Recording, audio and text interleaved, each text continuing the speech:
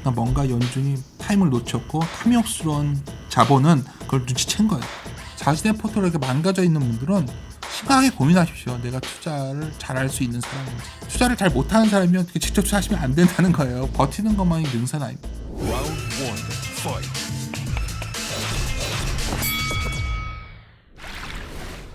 자, 이제 그러면 이제 현금 미리 확보하지 않은 분들에 대한 대응책은 좀 말씀을 해주신 것 같은데요. 이제 그럼 오히려 현금을 갖고 계셨던 분들 입장에서는 지금이 저점 매수를 하고 좀 어떻게 보면 좀 싸진 주식을 좀 담을 시점인지가 또 궁금해질 것 같습니다. 현금이 많은 분들한테는 굉장한 기회겠죠. 네. 기회인데 이제 지수와 상관없이 뭐 매일매일 나오는 여러 가지 업황의 비즈니스를 보셔야 돼요. 근데 이제 가장 첫 번째가 되는 거는 이런 거예요. 그러니까 인플레이션은 올해 내내 화두가 될 것이다. 네. 굉장히 중요한 거죠. 그러니까 여기서 이제 가격 정가라는 단어가 매우 중요해집니다. 최근에 보면 조선업 같은 경우 예를 들면 후판 가격이 어떻게 되냐에 가격 정가되냐가 매우 중요할 거 아닙니까? 아무리 수출 많이 하면 뭐예요? 뭐 그런 문제가 있을 거고. 또 삼성 엔지니어링이 수출 발표하더라고요. 그런 것들은 또 유가가 올라오니까 플랜트 수치가 많이 늘 거 아닙니까? 그러니까 그런 것들은 또 좋아지는 게 나오는 거죠. 이런 것들은 또 시크리칼 내에서도 이렇게 다르다는 걸 말씀을 드리는 거고요. 근데 기본적으로 간단하게 말하면 가치주가 우세한 구간이에요. 다시 말씀드려서 할인율이 바뀌었기 때문에 작년에 우리가 서점 가면은 그냥 작년 초에는 주식 서적이 쫙 깔려 있었는데, 네, 그랬었죠.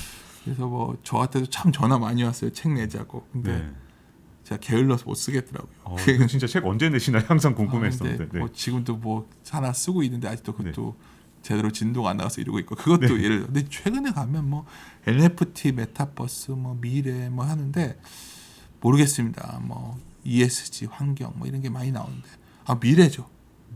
그 주식을 사야겠는데 그게 밸류에이션이 비싸다면, 다시 말씀드리지만 좋은 기업이 뭔지는 알겠는데 좋은 주식과는 다르거든요. 좋은 기업이. 앞으로 성장하는 게 좋은 기업인데 좋은 주식이 되기 위해서는 밸류에이션, 가치가 좀 싸져 있는 거예요. 된다는 거예요. 그래서 가치가 매우 중요한 변수가 된다는 겁니다. 올해는. 그래서 그게 첫째 중요하다. 그래서 최근에 우리 작년에 정말 시장에 화두가 됐던 분이 저희 아크가 있었지 않습니까? 네. 캐시우드 돈남을 실제 반토막이 나도 돈이 빠져나가고 있다는 거죠. 돈이 계속 빠져나가요. 왜냐하면 느낀 거죠. 이제 그다음에 최근에 굉장히 커뮤니케이션 서비스도 자금률이 굉장히 부진합니다. 미국 걸 얘기하는 거예요.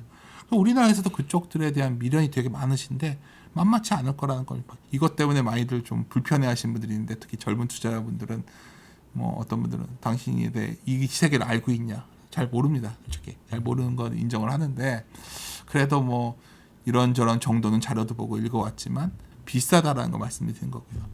그렇다면 굉장히 교과서적인 생각을 좀 해볼 필요가 있어요. 라바로의 브라질에 비가 내리면 스타벅스 주식을 사라는 책이 있어요. 네. 그 책 있는 그림인데, 여기 보시면 경기의 피크 이전에 주가의 정점이 나온다 그랬단 말이에요. 사실 이게 굉장히 올드한 접근이지만 요즘 가끔 이거를 제가 PPT 갖고 세미나 가면 이 말씀을 드려요. 이게 한 12월부터 보여드렸는데, 그때 제가 어떤 업종을 말씀드렸냐면 이게 이렇게 되면 음식료 같은 게 좋아지는 타이밍, 여기 보시면 1번이 좋아지는, 좀 더 내려오면 얼리 베어가 되면 유틸리티가 좋아지거든요. 최근에 저희가 유틸리티 관련 자료도 내고 했는데, 하여튼 음식료 같은 업종들이 왜 뜬금없이 갑자기 움직이냐는 거죠. 그럼 보면 가격 정가, 그래도 먹는 거니까 그래도 좀이라도 할 수 있는 거. 미국에서는 특히 굉장히 뛰어난데 우리나라는 그렇게 되는지 모르겠고.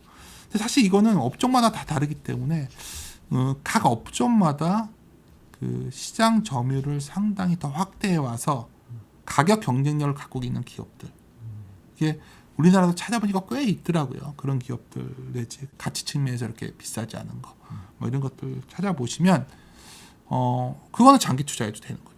네. 지금부터 시장에 상관없이 이미 1월, 그리고 또 하나는 물가가 이러니까 금리가 자꾸 올라가거든요. 근데 우리나라는 자꾸 이제 금리를 이제 규제하려고 하는데, 제가 보기에는 금융주들 같은 경우에도 미국도 그렇고 우리나라도 그렇고 상당히 견고할 수밖에 없었어요. 작년 12월서부터 해서. 이러한 흐름이 상반기 내는 계속 이어질 것 같아서 금융주들도 아까 말씀드린 계속 택할 수가 있는 상황 아니겠는가. 그래서 제가 드릴 수 말씀은 시장 전체적으로는 굉장히 좀 갇혀 있는 느낌을 받으시겠지만 어떻게 보면 이렇게 좀 인플레이션을 좀 잘 활용하고 있는 기업들 찾아보시면 이미 움직이기 시작했고요. 네. 앞으로도 상당히 견고하지 않을까 판단합니다. 근데 이제 많은 분들이 보통 투자를 할 때는 내가 갖고 있는 거 위주로 생각하게 됩니다. 갖고 있는 좀 많이 물려 있거나 손실을 보고 있는 주식들은 대개 보면 밸류에이션이 비싼 주식들이에요. 뭐 예를 들어 소재에서 보면 수소 같은 것들. 뭐 많이들 얘기하지만 하여튼 뭐 수소 관련 ETF 자금 흐름 보면 굉장히 안 좋거든요. 뭐 이런 것들도 해당되고 상대적으로 소재에서도 반대편에 있는 것들은 좋은 것들이 있는 거고 그래서 굉장히 어렵지 않습니까? 이런 걸 다 구별해서 한다는 게. 그래서 제가 드리는 말씀은 그냥 다 어려운 장이라는 겁니다. 다 어려운 장에서 굳이 주식을 그렇게 열심히 할 시기인가 지금이? 네. 뭐 제가 증권회사 직원이 나와서 이런 말하면 그러니까요. 혹시 위에 사인 들어와서 싫어하실지 모르는데 네. 제가 이제 막 그래요. 주변에서 이제 제가 주말에 이제 흰머리가 자두나니까 염색도 하고 자르러 갔는데 그래도 한 2년 정도 계속 자르던 젊은 디자이너 샵에 계신 분이 들으실지 모르겠네요. 근데 이제 하면 맨날 부동산 물어보고 주식 물어보고 머리 자를 땐 그랬어요. 그런데 이렇게 꼭 지금 뭔가를 해야 됩니까? 네.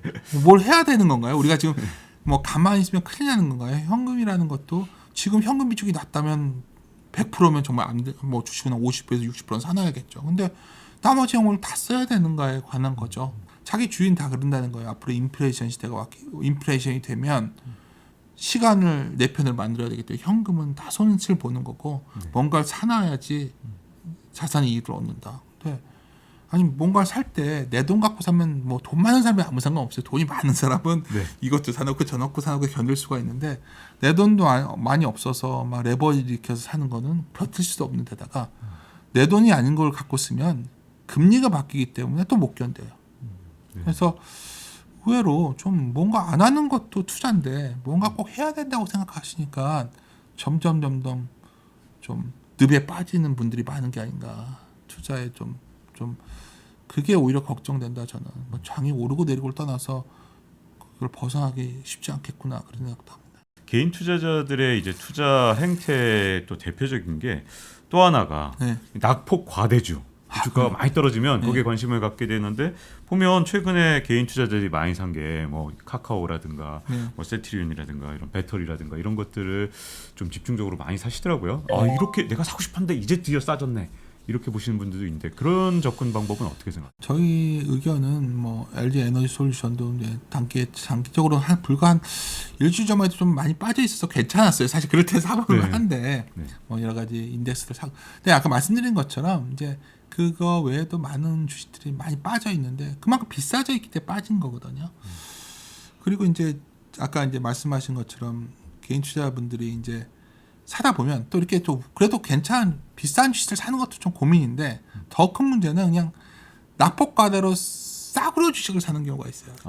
싸구려 주식과 싼 주식은 다른 겁니다. 그러면 많은 분들이 그게 도대체 무슨 얘기냐 하는데 우리가 투자를 하는 이유는 그 기업의 비즈니스 기회에 동참하는 거거든요. 그다음에 당연히 좋은 기업을 사야 되는 겁니다. 좋은 기업의 조건은 다른 게 아니라 결국은 그 기업이 돈을 많이 벌어가지고 돈을 많이 남겨서 나에게 배당을 많이 주거나 또 난 돈을 갖고서 또 투자를 해가지고 ROE를 높이거나 뭐 이런 기업이 좋은 기업이에요. 근데 이제 좋은 기업이 좀 가치가 싸지면 그게 좋은 주식이 되는 건데 싼 주식은 뭐냐면 그냥 나쁜 기업입니다. 나쁘다니까 표현이 좀 그런데 주가가 많이 내려와 있는데 과거 대비하니까 주가가 너무 싸져서 접근한 건 제일 위험한 접근이거든요. 근데 최근에 저도 이제 가끔 보다 보면 저도 기술적 분석 되게 좋아하는 사람이지만 그냥 52주 저가니까 뭐 이게 낙폭화되어서 이격 축소 배팅을 하다 이건 진짜 위험한 발상이라는 거죠. 그거는 나중에 회복도 안 될 여지가 있는 거고요. 신라젠 주주분들이 거래소 앞에서 막 정말 목이 터져라 막 그 정말 자신의 그 비분을 강조하시는데 정말 그건 잘못된 부분도 많고요. 그 처음에 그 허가해준 것도 문제고 한데 하여튼 그런 여러 가지 좀 나쁜 기업들 있지 않습니까? 네. 뭐 나쁜 기업의 조건 중에는 뭐가 있냐면 사실은 퀄리티라는 게 있어요. 그러니까 소위 경영진이나 저희 대주주들의 문제가 있는 기업들 그것도 우리가 골라내야 된다는 거죠. 그런 건 피해야 됩니다. 그런 나쁜 기업들이 아무리 주가가 빠져도 해서는 안 된다는 거죠. 그래서 오히려 개인 투자자분들이 아까 말씀하신 것처럼 좀 비싼 기업들이 싸져 많이 내려왔는데 밸류에이션을 딱 가늠해 보시면 여전히 저는 비싸 보이는 것들도 있고요. 네. 그리고 아까 배터리 같은 경우에도 코스트가 올라오는 게 너무 보이지 않습니까? 최근에 네. 리튬이나 뭐 그러면 비용 전가를 어떤 식으로 할까도 올해 굉장히 화두가 될 거예요. 그러니까 네. 그리고 이제 뭐 소재 배터리 소재도 굉장히 표준화되는 바람에 뭐 이번에 에코프로비안 사태도 나왔지만은 뭐 신뢰도 아까 흔들린 것도 굉장히 큰 거였고 그런 기업들은 낙폭과대라고 자꾸 접근하시면 안 돼요. 뭐 올라가는 걸 하면 안 되죠. 내가 불안해서 어떻게 삽니까? 근데 그렇죠. 그런 소위 그런 소재 관련주들도 다 뒤져 보시면 과거와 같은 성장을 줄 만한 요인이 없는 경우도 꽤 많거든요. 네. 그리고 좀 조심스럽지만 수소 같은 것도 너무 땡겨왔잖아요. 수소 언제 될지도 모르는데 좀 이게 미래가 그렇게 안 열린다는 게 아니라 너무들 좀 많이들 미래를 가치를 땡겨오다 보니 밸류에이션이 너무 비싸져 있는데 금리가 움직였으니까 아주 단순합니다. 뭐 연준을 왜 보겠습니까? 연준 제가 뭐 얼마나 알겠어요. 연준을 우리가 다 같이 전 세계 사람들이 바라보는 이유는 돈값 때문이고 금리는 결국 돈값을 결정짓는 가장 중요한 변수 중에 하나예요. 그렇게 되면 이게 변한 거를 예를 들어 변했는데 인정 안 하는 것도 문제 아닐까요? 제가 되게 좋아하시는 분이 캠피셔라고 있는데 캠피셔 책 읽다 보면 항상 하는 말이 이제 매크로는 중요치 않다. 저도 인정해요. 근데 저는 그게 이제 예를 들어서 뭐 이렇게 말은 하지만 실제 투자에 있어서 그 시기를 잘못 잡아서 우리가 고집을 피우다 보면 복구 가능성이 없어지는 겁니다. 지금 예를 들어서 내가 포트폴리오 갖고 있는 종목이 10종목인데 퍼센티지를 봤을 때 50%라는 종목이 40%를 넘어가잖아요. 그 포트는 복구 안 됩니다. 네. 네, 복구가 안 되는 거예요. 그거는. 왜냐하면 그걸 그 정도로 방치했을 때는 관리가 안 된다는 얘기고 50% 이상 빠지면 100% 올라야 본전되는 건데 그게 그렇게 쉽지 않은 거예요. 100% 오르는 게. 그러니까 네. 스스로 보십시오. 현금 갖고 있으면 그럼 주식 다 팔라는 얘기니까 막 이러는데 아니 그게 아니라 내가 통제를 하기 위해서 현금을 좀 가져가라는 얘기였고 네, 지금 그보다 더 중요한 건 내 포트폴리오가 그렇게 손실이 큰 종목을 갖고 있다? 그건 의외로 그 기업이 나쁜 기업일 수도 있는 거죠. 네. 그러면 나중에는 도저히 회복이 안 될 수도 있으니까 그런 것들부터 포트폴리오 재편하는 것부터 좀 현금 뭐 여기서 어떡하냐 나는 어떻게 복구해야 된다면 포트폴리오 재편부터 시작해야겠죠. 네. 그것부터 해야지 뭐 우리가 반전의 가능성을 찾을 수 있는 거죠. 지금 여기서 뭐 주가 지수를 몇 포인트 뭔 상관이 있으니까 여기서부터는 주가 이미 많이 망가졌고요. 그래서 올라가봤자 제가 봤을 때는 뭐 3천 가면 정말 많이 가는 거예요. 올해 상반기에는. 그러면 이 구간에서 굳이 뭐 이렇게 리스크를 테이킹할 필요가 있나요? 예를 들어서 아까 중요한 질문인데 네이버도 저 위에서 안 사고 밑에서 사는 사람들은 여기서 뭔가 버틸 수가 있어요. 네. 근데 저 위에서 사서 지금 이미 뭐 40% 50% 터졌다면 그 조차가 잘못된 겁니다.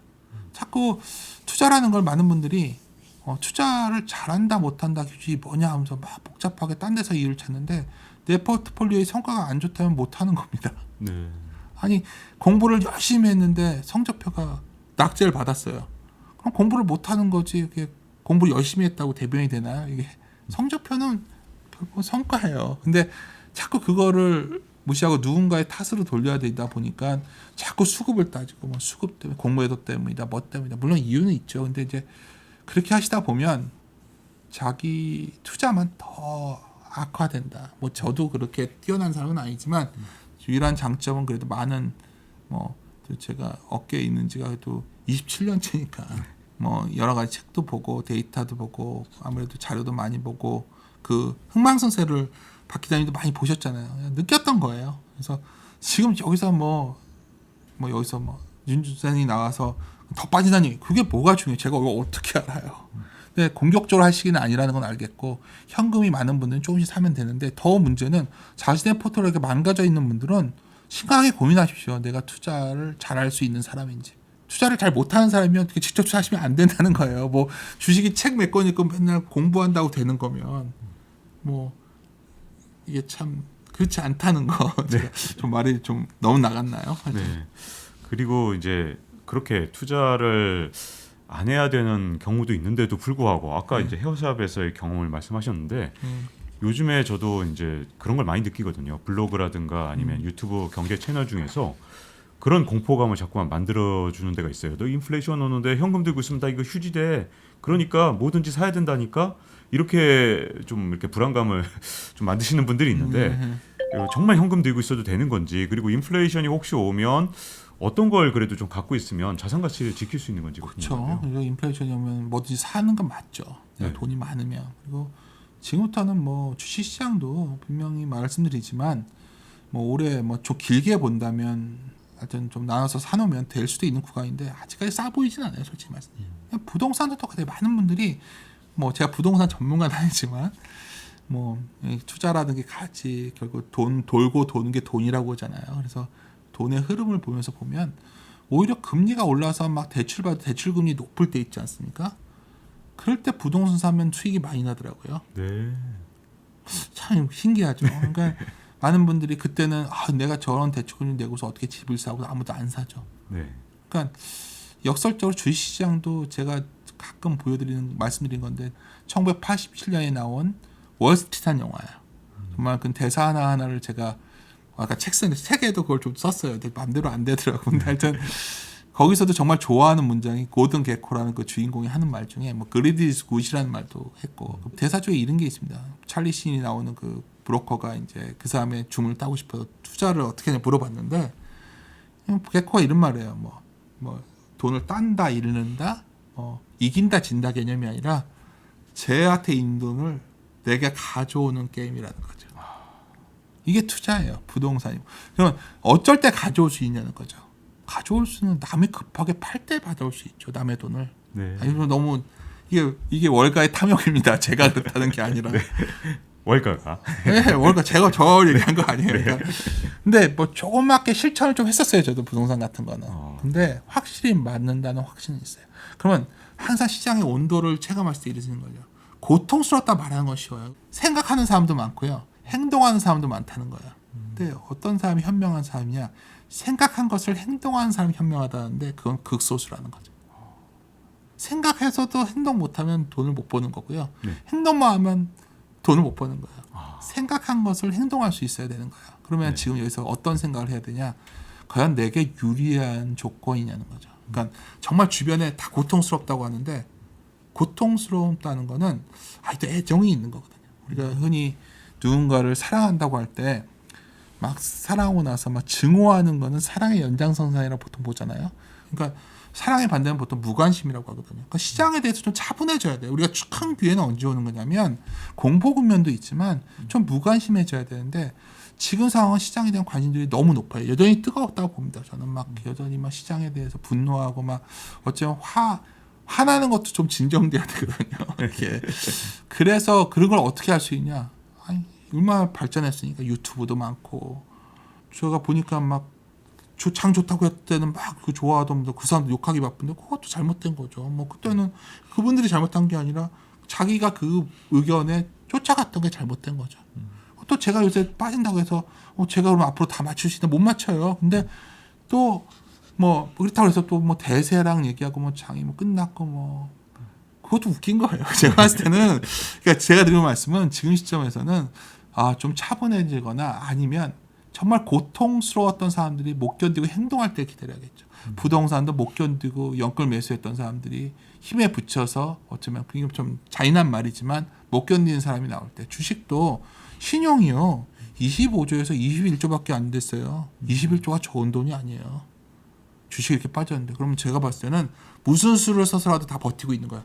버티면 언젠가는 다시 내 돈을 찾을 수 있을 거야 생각을 하시는데 버티는 것만이 능사는 아닙니다. 제가 최근에 가장 욕 많이 먹었던 칼럼인데 그게 제가 경향신문에 기고하는 게 있는데 거기다가 막 버티는 것만이 능사는 아니다 썼다가 막 어떤 분이 막 그 말을 듣고 뭐 잠을 못 자다 분해서 막 그래서 내가 사실 그런 정도 감정이익을 하길 바라는 건 아닌데 능사는 아니거든요. 그래서 제가 드린 말씀은 뭐 좀 차분해질 때를 기다리거나 아니면 다른 신호는 누군가 고통스러워할 때 잔인하지만 월가가 그런 곳입니다. 금융자본이 함께 행복해지는 시장이 아니에요. 여기는 많은 분들이 주식시장이 함께 행복해지는 걸 꿈꾸지만 자본주의 200년 역사에서 그런 시절이 있었나요? 없었던 것 같아요. 그냥 여기는 굉장히 승자가 소수인 시장이었다는 거는 아무리 우리가 뭐 서로 행복해지고 싶지만 가장 마이너스성 게임의 성격이 드러나는 게 주식시장이라는 거에 대해서는 여러 이론의 여지가 없는 거예요. 그러니까 이런 시장에서 굳이 자신이 나만 다 같이 행복해질 수 있다는 생각합니다. 내가 살아남고 내가 행복해지겠다는 생각을 하셔야 되는데 그거는 그런 것을 공격적으로 하기에는 아직 여건이 아주 무르익지는 않은 느낌이어서 여전히 주식 비중을 뭐 100% 채워가는 시장은 아니다. 그래도 리스크를 조금씩 당겨간. 사실 말씀하신 걸 들으면서 무슨 생각이 들었냐면 요즘도 아직도 많은 분들이 계속 투자 얘기만 하시더라고요. 투자 시장에서 안 떠나서 뭐 다행이라는 그쵸. 측면도 있지만 또 한편으론 그러면 이렇게까지 투자에 대해서 관심이 많으니 그러니까요. 아직 열기가 전혀 식지 않았구나. 맞습니다. 이게 우려와 이런 것들이 조금 왔다 갔다 하는 것 같습니다. 진짜 기자님이랑 인플레이션 얘기 더 하고 싶은데 네. 결국 인플레이션이 되면은 자산을 사야죠. 네, 근데 이거에 대한 미신이 너무 광범위하게 퍼져 있는 것 같아요. 네, 연준이 왜 저렇게 갑자기 강하게 나올까요? 작년에 실기한 것 같아요. 제가 봤을 때. 네. 실기했다고 보는 이유는 뭐냐면 시장금리 상승 속도와 기준금리가 쫓아가는 형국을 가고 있어요. 지금. 그러니까 뭔가 연준이 타임을 놓쳤고 탐욕스러운 자본은 그걸 눈치챈 거예요.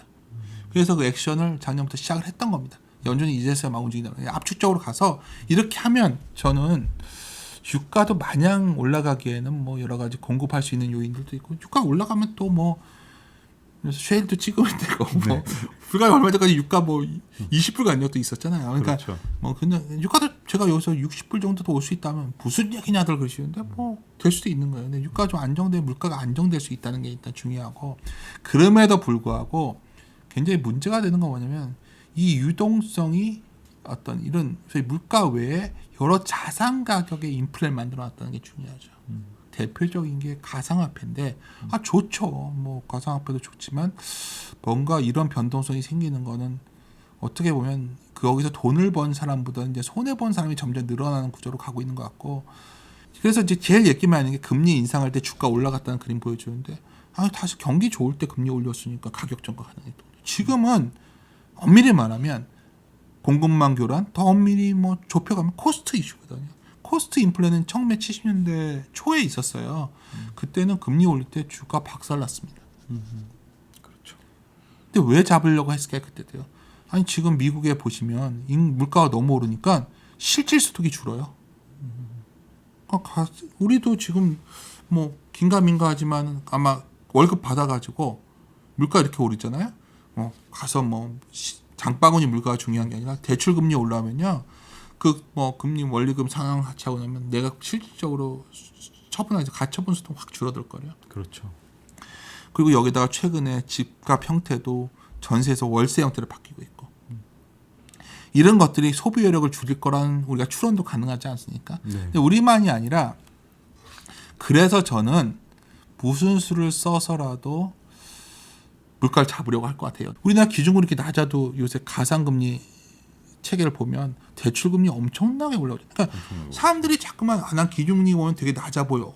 큰일 날 소리죠. 지금 인플레이션 시대에 맞게 투자를 자산을 사놓으신 분들 왜 있는 거냐면 지금 제가 봤을 때는 주담대나 신용대출금리, 가상금리 가만히서 보면 이미 거의 17년 수준 육박하더라고요. 그렇죠. 어마어마하게 올라갔어요. 그러니까 근데 전 세계가 다 그럴 거예요. 이제 그냥 부채라는 단어가 많은 분들이 돈은 빌려다 쓰는 거야. 돈값은 싸니까 이 시대가 끝났어.